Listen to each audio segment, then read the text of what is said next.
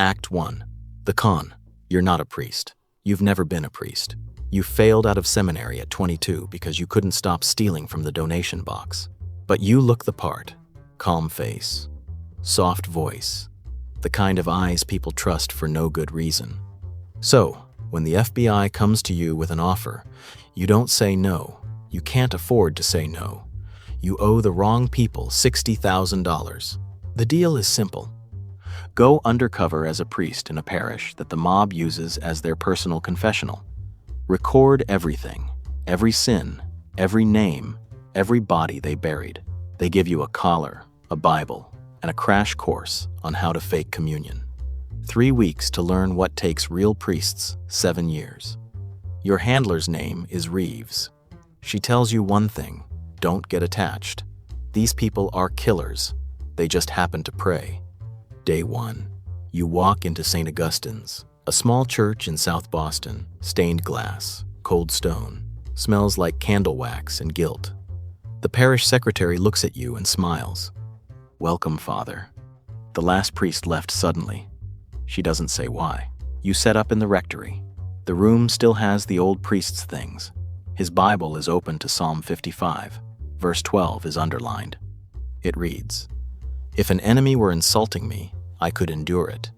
But it was you, my companion, my close friend. You close the book. You don't think about it. You should have." Act 2. First Blood. First Sunday Mass. 60 people in the pews.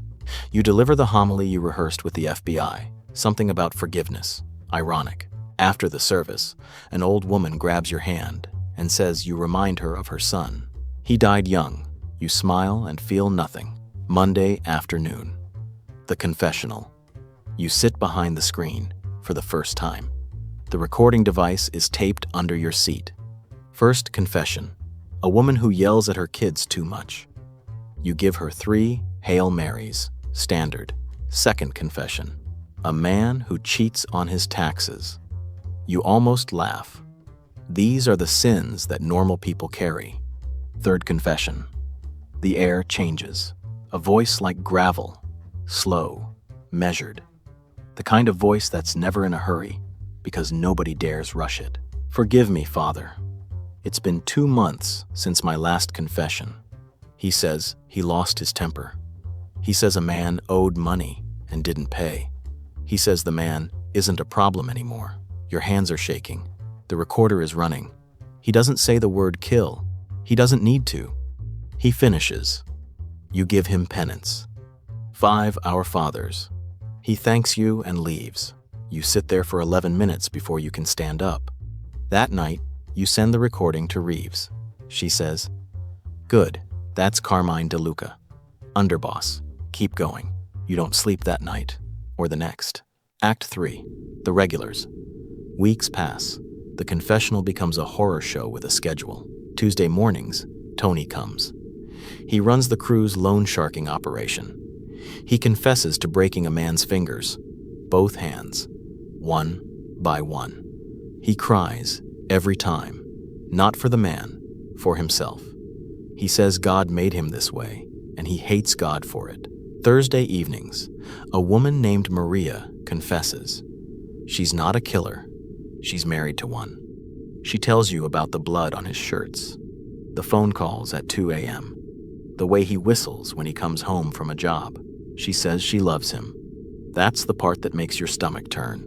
Friday nights, a young man, 23. They call him Little Paulie. He does the jobs nobody else wants. He confesses things that you cannot unhear, things that play on a loop in your head at 4 a.m. He always asks the same question at the end. "Father, do you think God still sees me?" You say yes, because that's what priests say, but you're not a priest, and you don't know if God sees anyone in this parish. Saturday mornings, Carmine comes back, the underboss. He confesses like he's reading a grocery list. 2 men this month. One was business. The other was personal. He doesn't explain the difference. You record everything. You send everything. Reeves is building a case that could bring down the entire family. But something is happening to you. Something you didn't expect. You're starting to know these people, not just their sins, their fears, their childhoods, the moments that broke them, and knowing someone makes it very hard to destroy them. Act 4. The Good Father. 3 months in, the parish loves you. Old women bring you food. Kids wave at you on the street. You baptized a baby last Sunday, and the mother cried and called you a blessing. You're a better priest than you ever were a person. You visit the sick. You counsel the grieving. You say things that actually help people, and you don't know where the words come from. One night, a teenager shows up at the rectory, crying. His father beats him. He says you're the only adult who ever listened. You let him sleep on the couch. You make him breakfast. You tell him it's going to be okay. And for the first time, you mean it. Reeves calls. She says the case is almost ready. 6 more weeks, and they move in. Arrests, indictments, front page news.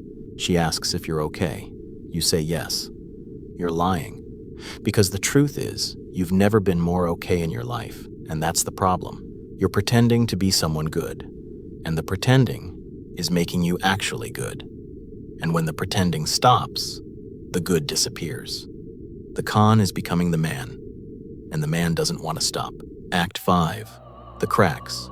Little Polly comes to confession on a Friday, but this time, he doesn't confess.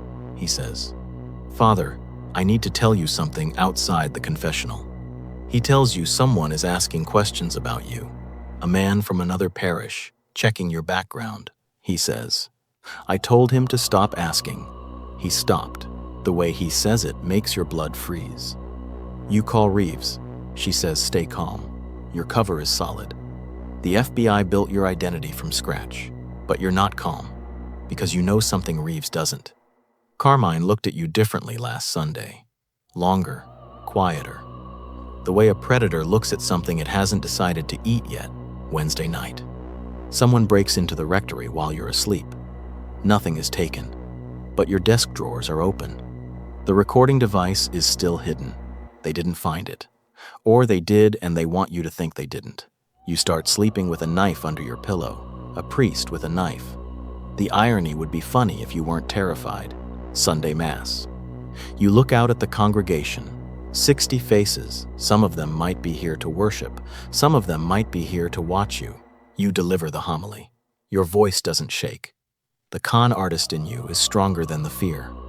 But the priest in you, the one you invented, the one that somehow became real, he's terrified. Act 6. The Confession. Thursday night. Carmine comes to confession. But not on his usual day. He sits behind the screen, silent for a long time. Then he speaks. He says, I know what you are. Your heart stops. He says, I've known for 3 weeks.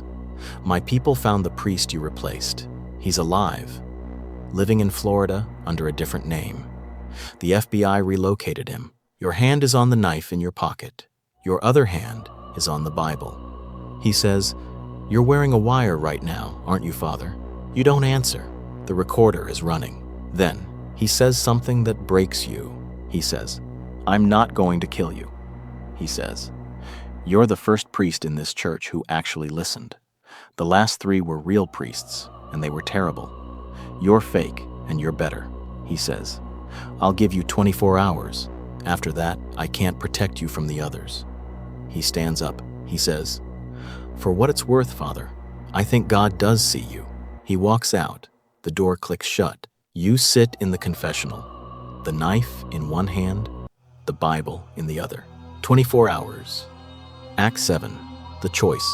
You call Reeves. You tell her everything. She says, We move tonight. Get out now. You should run. That's the smart play, the safe play, the play that keeps you breathing, but you don't run, because tomorrow is Friday, and little Polly has confession, and the teenager is coming back for breakfast. And Maria needs someone to tell her it's okay to leave her husband. And 60 people are expecting their priest on Sunday. Reeves screams at you through the phone. She says, They will kill you. Do you understand that? You understand it perfectly. You've heard their confessions. You know exactly how they do it. You hang up. You sit in the empty church. Just you and the stained glass and the candle wax and the silence. You've been a thief, a liar, a con artist, a fraud. But for 6 months, you were also a priest. And the priest was the best version of you that ever existed. And you're not ready to kill him yet. Act 8. The Last Mass. Friday morning. You say Mass.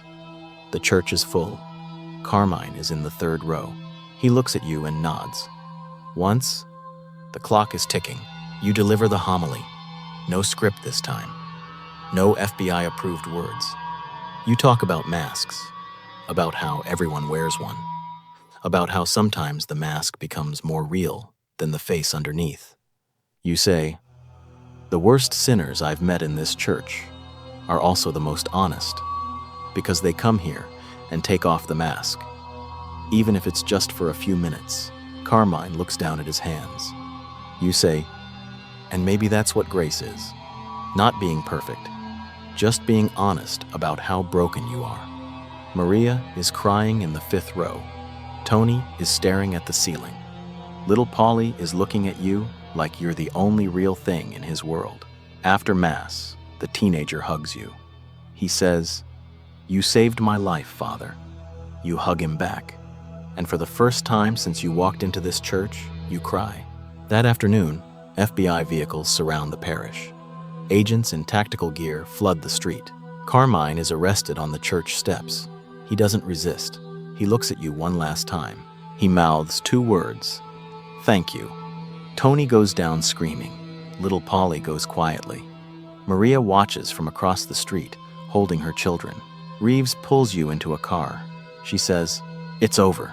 You're safe." Act 9. The Aftermath. The trial takes 14 months. Your recordings convict 9 members of the DeLuca family. Carmine gets life. Tony gets 30 years. Little Polly gets 25. You testify behind a screen. Your voice disguised, your identity sealed. The defense attorney calls you a fraud, a liar, a man who violated the most sacred trust in Christianity. He's right about all of it. The FBI gives you a new identity, new city, new name, new life. You move to a small town in Oregon. You work at a hardware store. Nobody knows who you are. You try to go to church one Sunday, a real church, a real priest. You sit in the back pew. The priest talks about redemption. You leave before the sermon is over, because you know something about redemption that the real priest doesn't. Redemption doesn't come from a collar or a book or a building. It comes from listening to the worst people on earth and finding something human inside them. Act 10. The Letter. 3 years later, a letter arrives. No return address. Inside, 1 page, handwritten. It's from Carmine, written from federal prison. It says, "Father, I still go to confession every week. The priest here is real. He's terrible." It says, "I've never told him the things I told you. Nobody listens like you did." It says, "I don't know if you were real or fake, but what you gave us was real, and that's the only thing that matters." You read the letter 3 times. You fold it. You put it in a Bible you keep on your nightstand. The same Bible they gave you on day 1, still open to Psalm 55, the verse still underlined. "If an enemy were insulting me, I could endure it. But it was you, my companion, my close friend. You were supposed to be the enemy. You became the friend. And that's the sin you'll carry for the rest of your life, because the best thing you ever did was a lie."